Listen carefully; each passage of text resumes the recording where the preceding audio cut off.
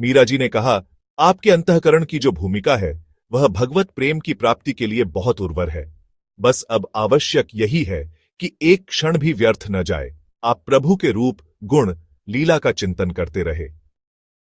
इसके बाद तो दोनों के बीच साधन चर्चा नित्य का क्रम हो गया। कभी कभी भोजराज के छोटे भाई कुंवर रतन सिंह भी भैया को मिलने आते तो चर्चा में सम्मिलित हो जाते। भाभी मीरा के प्रति उनके हृदय में भी श्रद्धा घनीभूत होती गई। एक बार भोजराज ने प्रश्न किया, क्या परमार्थ साधने के लिए घर परिवार और व्यवहार से सर्वथा अपना मुख मोड़ना पड़ता है? मीरा जी ने कहा, नहीं, आवश्यक नहीं है। जनक जी भी तो राजा थे।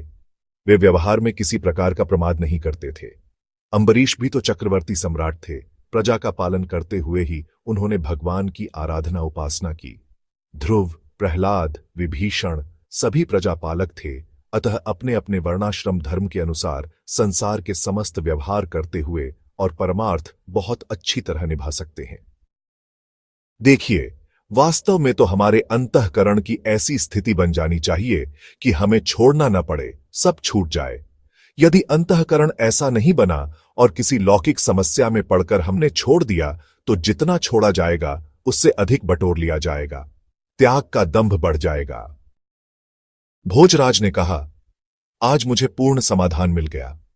मैं प्रजा के प्रति, अपने माता पिता के प्रति, अपने कर्तव्य और राजकीय व्यवस्था का निर्वाह करते हुए अपने को गिरधर गोपाल के चरणों में लगाने का प्रयास करता रहूंगा। बस इसके लिए आपकी आशीर्वाद की अपेक्षा है। मीरा ने कानों पर हाथ रखते हुए कहा, नहीं, बस गिरधर गोपाल के चरणों में प्रेम रहे। परम लावण्ययुक्त मीरा जी और कामदेव जैसी कांति वाले भोजराज का मिलन जगत वासना शून्य मिलन है। बक्सर वाले मामा जी ने उपमा दी है कि गिरधर गोपाल तो राम जी के रूप में है, मीराबाई सिया जी के रूप में है और भोजराज लक्ष्मण जी के रूप में सहज प्रहरी हैं।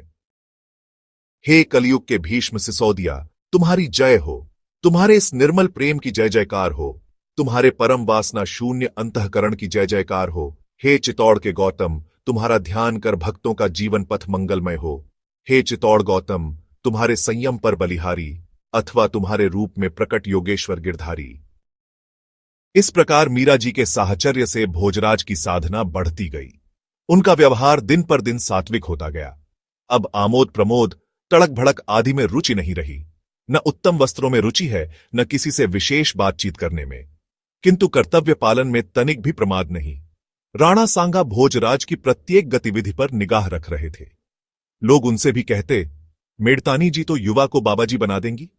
लेकिन राणा देख रहे थे कि भोजराज की भक्ति उनके कर्तव्य पालन में कहीं बाधक नहीं है। उनका भी मन होता कि भक्तिमती मीरा के दर्शन कर जीवन की कृतार्थता प्राप्त करें, लेकिन राजघराने की राजपूती मर्यादा ने बांध रखा है। भोजराज से कोई पूछता यह क्या, तो हंसकर टाल देते। महाराणा सांगा ने रतन सिंह द्वारा दूसरा विवाह के लिए पूछा। उत्तर मिला, गंगा तट पर रहने वाले को डाबर का गंदा पानी पीने का मन नहीं होता। मीरा जी ने भी एक बार कहा, किंतु भोजराज राजी नहीं हुए। उन्होंने प्रस्ताव दिया कि रतन सिंह का विवाह करा दिया जाए। एक बार भोजराज ने मीरा जी से कहा, आपको कोई कष्ट या असुविधा हो तो हुक्म करें। मीरा जी ने विनम्रता से कहा, एक निवेदन है। मेड़ता में संत पधारते थे, परंतु यहां मुझे संतों के मुख से भगवत कथा सुनने का अवसर नहीं मिल पाता। महलों में तो संतों का प्रवेश संभव नहीं है।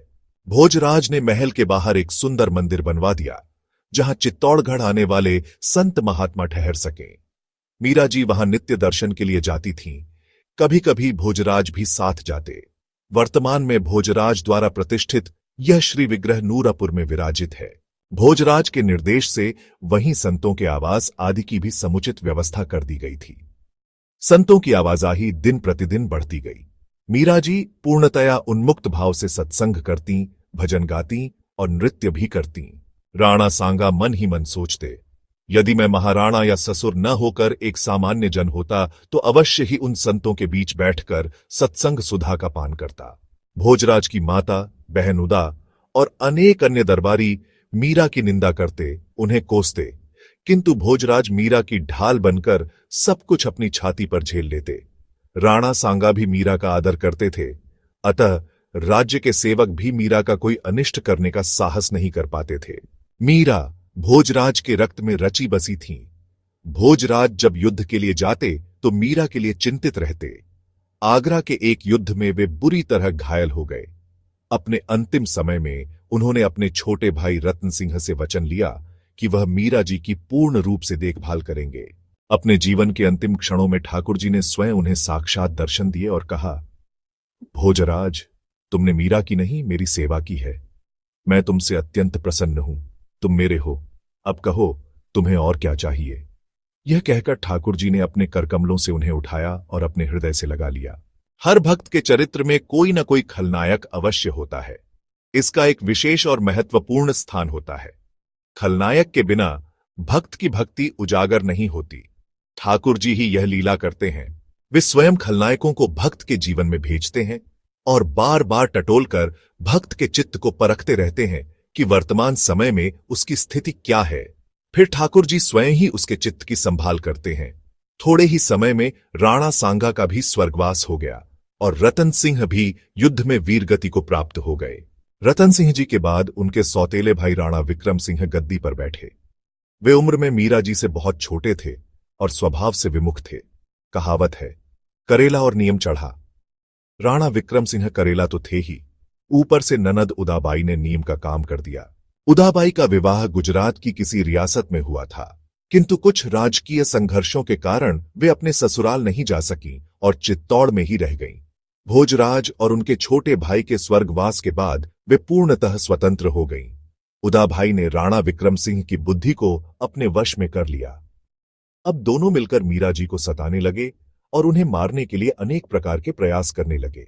प्रियादास जी वर्णन करते हैं कि उदाबाई ने मीरा जी से कहा, आप साधु संग करती हैं, इससे राणा खानदान और आपके पिता के कुल को भी कलंक लगता है। आप यह सब छोड़ दीजिए। उन्होंने समझाते हुए कहा, आई के नंद कहे गहे किंचेत भाभी, साधुनी सो हेत में कलंक लागे भारिये। राणा देश पति लाजे बाप कुल, रीति जात मानी लीजे बात, बेगी संग संग निवारिये। मीरा जी ने कहा, मेरे प्राण सदा साधुओं के साथ जुड़े रहते हैं। उनके संग से मुझे अपार सुख का अनुभव होता है। मेरे आचरण से जिन्हें दुख होता है उन्हें मुझसे बिल्कुल अलग कर दीजिए। लगे प्राण सात संत, पावन अनंत सुख, जाको दुख होता को निके करी टारिये। सुन के कटोरा भरी गरल पठायो दियो, लियो करी पान, रंग चढ़ियो यो निहारिये। मीरा जी की बात सुनकर राणा का खून खौल उठा। उसने राजवैद्य को आदेश देकर हलाहल विष बनवाया और दयाराम पंडा के द्वारा यह कहकर भिजवा दिया कि यह चरणामृत है। मीरा जी की विश्वास पात्र सखी ने बहुत विनती की। कहा, यह चरणामृत नहीं है, यह विष है। राणा विक्रम ऐसा भक्त नहीं है कि वह आपको चरणामृत भेजे। लेकिन मीरा जी ने उसकी बात नहीं मानी। उन्होंने श्रद्धापूर्वक पूरा कटोरा पी लिया। पीने के बाद आश्चर्य यह हुआ कि उनके शरीर के विभिन्न अंगों में और भी विशेष तेज और आनंद प्रकट होने लगा। राणा के गुप्तचरों ने जब यह सूचना दी कि मीरा विष पीने के बाद भी जीवित है, तो राणा को लगा कि वैद्य ने उसे धोखा दिया है। उसने वैद्य को विवश किया कि वह उसी कटोरे में बची विष की बूंदों को पिए। वैद्य ने जैसे ही एक बूंद छकी, वह तत्काल मर गया। वैद्य के परिवारजन अत्यंत दुखी होकर रोते बिलखते मीरा जी के पास पहुंचे। दयाराम पंडा भी बहुत रोने लगा और विनती करने लगा, मेरा कोई दोष नहीं है। राजकर्मचारी होने के नाते राणा की आज्ञा का पालन करना मेरी विवशता थी। कृपा कर मुझे क्षमा कर दीजिए। मीरा जी ने वैद्य की मृत देह को गिरिधर गोपाल के चरणों में रखकर एक भावपूर्ण पद गाया। उनकी भक्ति और प्रेम से चमत्कार हुआ। वैद्य जीवित हो गया। इस अद्भुत घटना से उदाबाई का हृदय पूरी तरह बदल गया, परंतु राणा विक्रम सिंह को अब भी सुबुद्धि नहीं आई। प्रियदास जी इस प्रसंग पर कहते हैं, गल पठायो सो तो सीस ले चढ़ायो, संग त्यागी विशारिता की जारण न संभारी है। राणा ने लगायो चर, बैठे साधु डिगडर, तभी खबर कर मारो, यही धारी है। मीरा जी ने राणा विक्रम द्वारा भेजे गए विष को तो पी लिया, किंतु साधु संगति के त्याग की बात उन्हें विष के समान ही प्रतीत हुई और उन्होंने उसे स्वीकार नहीं किया। तब राणा ने उनके भवन में गुप्तचर लगा दिए और आदेश दिया कि जब भी मीरा के पास कोई साधु आकर बैठे तो तुरंत मुझे सूचना देना। मैं उसी क्षण आकर उसे मार डालूंगा, यही मेरा निश्चय है। मीराबाई के महल में तो गिरिधर गोपाल नित्य विराजमान रहते थे और मीरा जी का उनसे वार्तालाप भी होता था। एक दिन मीरा जी के हंसने और बोलने की ध्वनि गुप्तचरों के कानों में पड़ी। उन्होंने तुरंत जाकर राणा को खबर दी। राणा क्रोधित होकर तलवार लेकर दौड़ पड़ा और महल के द्वार पर आकर चिल्लाया, दरवाजा खोलो। मीरा जी ने शांत भाव से दरवाजा खोला। जैसे ही राणा भीतर आया वह चौंक गया। वहां कोई साधु नहीं था, केवल मीरा और उनके गिरिधर गोपाल का विग्रह था। उसने पूछा, जिस पुरुष के साथ रमण कर रही थी वह कहां है? मीरा जी ने उत्तर दिया, वह पुरुष नहीं बल्कि पुरुषों में सर्वोत्तम है, जो तुम्हारे सामने ही विराजमान है। राणा हतप्रभ हो गया। गिरिधर गोपाल के विग्रह में उसे भगवान नरसिंह के दर्शन हुए। गनीमत यही थी कि भगवान ने हिरण्यकश्यपु के समान उसकी छाती को विदीर्ण नहीं किया। वह वहां से चला गया। प्रेम का प्रत्यक्ष प्रभाव देखकर भी विमुख व्यक्ति का हृदय नहीं बदलता। राणा के मन में फिर भी सद्भावना उत्पन्न नहीं हुई। उसने फिर एक और प्रयास किया। एक पिटारे में महाविष्ठर सांप यह कहकर भिजवाया कि इसमें शालिग्राम है। इस घटना पर मीरा जी का पद है, मीरा मग्न भई हरि के गुण गाए, सांप पिटारा राणा भिज्या, मीरा हाथ दियो जाए। नहाए धोए जब देखन लागी, शालिग्राम गई पाए, जहर का प्याला राणा भिज्या, अमृत दीन बनाए। नहाए धोए जब पीवन लागी, होई अमर पचाए। सूल सेज राणा ने भिज्जी, दी जो मीरा सुलाए। सांझ भई मीरा सोवन लागी, मानो फूल बिछाए। मीरा के प्रभु सदा सहाय राखे, विघ्न हटाए। भजन भाव में मस्त डोलती, गिरधर पै बली जाए।